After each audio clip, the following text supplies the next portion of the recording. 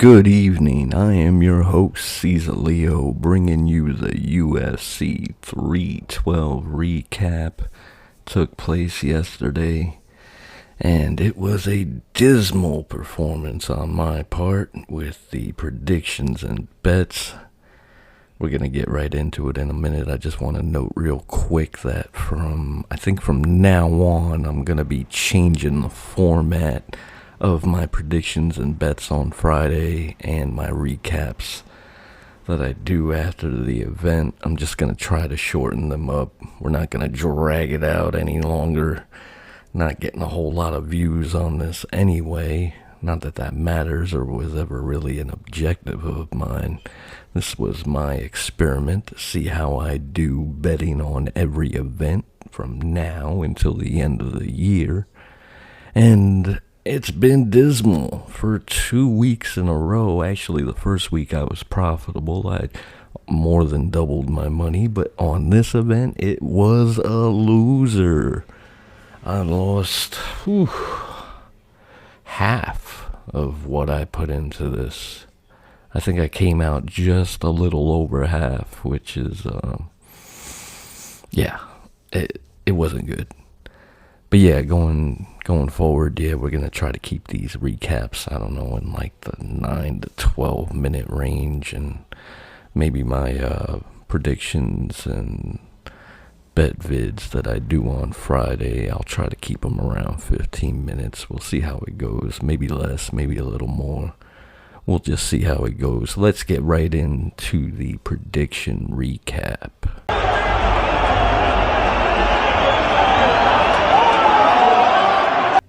Okay, our first match last night was Salkilled versus Jubilee, and wow, that was all of 19 seconds long.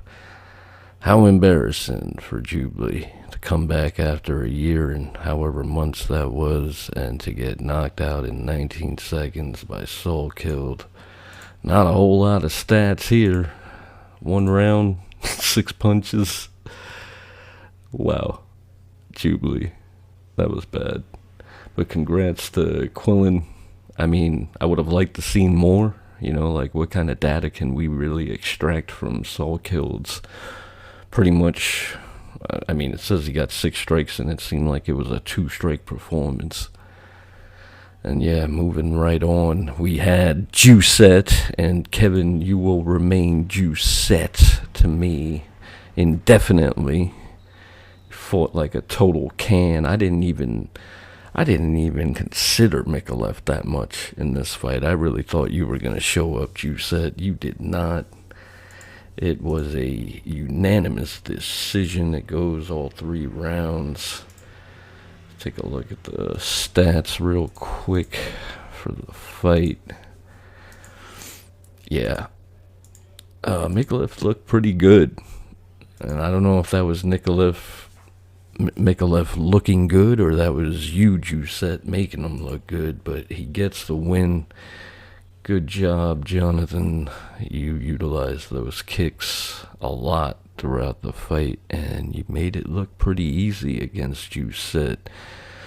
Rong Zhu versus Cody Steele was the next match, and Rong Zhu showing that the experience was a huge factor in this fight. It's funny, with Wei Li, I mentioned, experience being the reason why she was going to win. I took a look at Rong Zhu's record and totally dismissed all that experience he had. He takes care of Cody Steele for the unanimous decision. It was a good match. It was fight of the night. I do totally agree with that. Yeah, Cody looks strong, but Rong Zhu, obviously the sharper striker out of the 2. He gets the win. Congrats to you.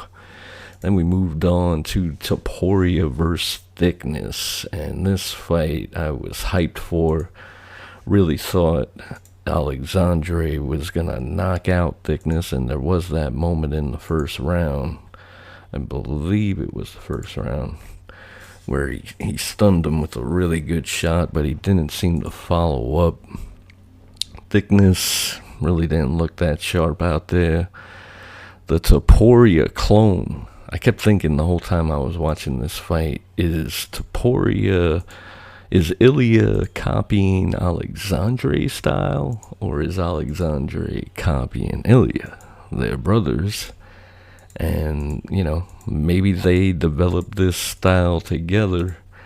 He looked exactly like Ilya out there. It was kind of weird to see it, but he looked good. I mean, he looked a little bit more reserved than Ilya, but he gets the job done against Thickness in his debut UFC match. We move on to Wang Kong versus Bruno Brazil. I got this one right on my prediction, and my bet went over 2.5, one of the few bets I won. Kong looked really sharp. Bruno did not seem to have too many answers for the speed of Kong. I hear my cat meowing. I think he wants to come out of the room he's in. Hold on 1 second. You coming out, buddy? Alright. Yeah, Bruno didn't look too good. Kong looked a lot more poised in this match than her last one, where she got submitted. I think in the video I said she got knocked out. She was actually rocked, and then she got submitted in that fight. Moving on to Tom Nolan versus Slava Claus. It was a unanimous decision for Big Train Tom Nolan. Congrats to you, sir. It was a good fight. You were a underdog, and you came through. Good stuff from Tom. It was a pretty good fight, I thought, but Tom getting it done, utilizing his reach advantage he had on Slava, and that was the determining factor. Moving on to what I thought would be a banger, and it was. I actually won my bet on this, but lost my prediction. I went with Jack Jenkins. Santos got the win. It was a good match. It was a submission in the third round. Santos wrapped up Jenkins and got the submission. It was a good fight. I think it was round one. Was it round one or round two where they both had they had their moment where it looked like it might go either way, but Santos gets it done. We went into the main event. Francisco Prado lets me down. He was my prediction. I lost that and lost the bet I had on this. I don't even know what the hell I was thinking with that bet. But Jake Matthews looks super sharp out there. I don't know why I was thinking this was the Jake Matthews of 2017 or 2018. I remember him having a fight where he shot more than 10 takedowns. And he was all about the boxing and has been for his last couple of fights. Jake Matthews looking really sharp. He just picked apart Prado with his sharp boxing skills, and that was a wrap. Moving on to the fight that was a draw. So officially, if you had a full leg parlay on this card, at least my book did not. See, I was a little confused. I was thinking because of the draw, it would void all of the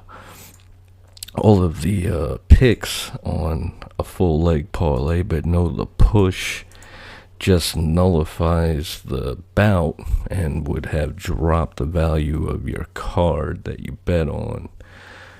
So it doesn't technically count as a loss, but as for my predictions, I'm going to count it as a prediction loss. Just because, why not? I mean, overall, it was not a good night for me, betting-wise or prediction-wise.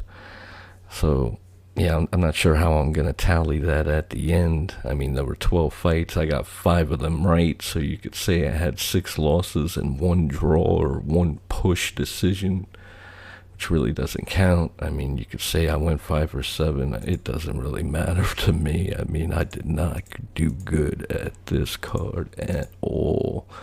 Yeah, this bout looked like it went either way a few times for 3 rounds. I think that first round, Jimmy Crute was looking real sharp. And then Bellato came back in round 2. And yeah, from then on, it was pretty much a back and forth affair. The round 3 looked like both of them could have went out at any time. We moved on to Talish and Teixeira versus Justin Tafa. Tafa was my pick, and he failed me miserably. He got hit once with that elbow. I mean, he looked like he was complaining about the stoppage afterwards. Taliesin, I mean, he just came out, pretty much elbowed him. Tafa went down and then complained about the stoppage. There was nothing to complain about, Tafa. You went down like a sack of potatoes and covered up. It was over. And it was over quick. So again, we can't extract too much data from Teixeira's win because it was over in 35 seconds. He gets the KO victory. Should have went with you, Taliesin. Just, you had a 9-inch reach advantage. It's usually what I would go with. Moving on to the co-main, it was Weili versus Suarez. My prediction was correct. Zhang was just too much for Suarez. Too experienced, and yeah, I went with the champ just for that reason. She was just dominating this match, and she looked great out there. Weili, wants to become a double champ, and I think out of the women's division, she is definitely a contender for somebody who could actually pull that off. Weili gets the win. Congrats to you. I always like watching her. She's just a ball of positive energy. We then went into the main event where Dricus du Plessis got the win.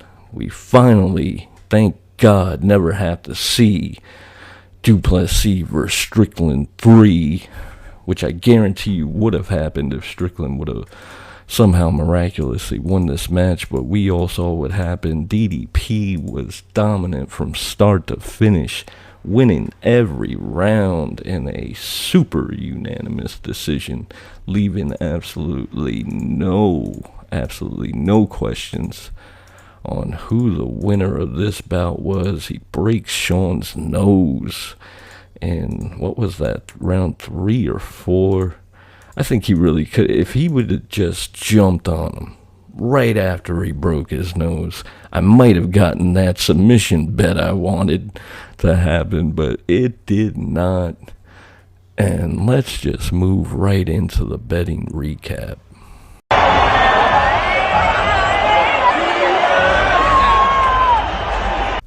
All right, our betting recap went down as the following. Sal Killed versus Jubilee. I had an idea to bet on that match before it started. Plus 470 on Jubilee. More than 4-1 odds. I was like, maybe Jubilee might pull an upset. Thank God I didn't live bet that. And from that moment on, for the rest of the night, I just took a cue from my gut feeling. Stay away from live betting on this card, because some of my bets, as I was looking at them, I knew weren't going to hit. It was a dismal night. 2 for 7 on my main bets, and we lose the 3-pick parlay as well. Obviously, picking the whole card and my 5 other donations. Flash those on the screen right now. Those were all donations indeed. Our first, I believe, official bet was Giuseppe to win by knockout. Giuseppe, you suck. That did not happen. And that was the first main bet. My prop bet with Topuria, I didn't really think that was a bad bet, but prop bets, as you know, they're very specific. I mean, I saw the plus 300 on that. I said, you know what, I'm feeling a round 2 finish here. Didn't happen, and that's what happens with prop bets, Over 2.5 on Wang versus Brazil. Go 2-0 on the over 2.5 on the WMMA matches. I did not place a bet on Nolan versus Borshev. Jenkins versus Santos, we win that bet with the under 2.5 and barely win that bet because that bout ended, I believe, at like around the 2:57 mark of round 3. So, I mean, I literally had like 26 or 27 seconds left before that bet would have been a loss. Thank God that is what happened. Santos wrapped him up just in time. Prado versus Matthews. This bet just sucked. I don't know what the hell I was thinking with this. Total loss. Crute versus Bellato, I did not bet on. I was tempted to bet that the match would end by knockout. And thank God, once again, I did not pull the trigger because that went the distance and was a draw anyway. Tafa versus Teixeira, I did say that if I was going to place a bet, it would end by knockout. I should have placed that bet as a live bet. I did not. I just was not feeling this card, and I saw the way the night was going, and I just said, you know what, let's just keep whatever we had left over in our bets and keep it in the bank. Zhang versus Suarez, I lose that bet. I said that was going to be a double chance. Zhang to win by TKO, Suarez to win by submission. Neither happened. Wei Li gets the decision unanimously, and she looked great. And then DDP versus Strickland. Again, I went with the long shot submission victory. It did not happen. I kind of knew that was the biggest long shot bet of the night. Strickland gets his nose broken. Duplessis comes through. Again, grateful I do not have to watch that match again. Let's just have some final thoughts and a final recap on the night. So the final tally on the night predictions, we go 5 for 6. I just checked on Tapology, so the majority draw decision with the Bellato match does not count as a win or a loss on there, so I can't count it as a prediction loss either. But still, that is a abysmal record for me. 5 and 6 on my predictions. I thought last week going 6 for 5 was bad. This is even worse. And wow, that's 2 weeks in a row where my predictions have been way off. I mean, I can't even remember when I did this bet. Had to be about 2 years ago for me to have a losing record on a card. I'm usually positive. But hey, that's what happened. And as far as our bets go, we go 2 for 7 on our main bets, only winning 2 meager bets, and lose our 3-pick parlay pick of the week. So I'm counting that as a 2 and 8. Thank God I didn't live bet, because it would have been a lot worse, let me tell you. I lose half, I have just over half of what I put into this card, so I lose about 50% of my total budget on UFC 312. It was just a horrible performance. What else can I say? Next week we got Cannoneer versus RoboCop in the main event. That's coming to us Saturday. I think, is that an Apex bout? I don't even know if that's an Apex situation, but February 15th. Killer Gorilla versus RoboCop. I think the prelims are going to start at 4 p.m. Eastern Standard. And I'll come at you with my predictions for that one coming up on the Friday, February 14th. And if I don't do better than I did on this event, what else can I say? This was just dismal. And we're out.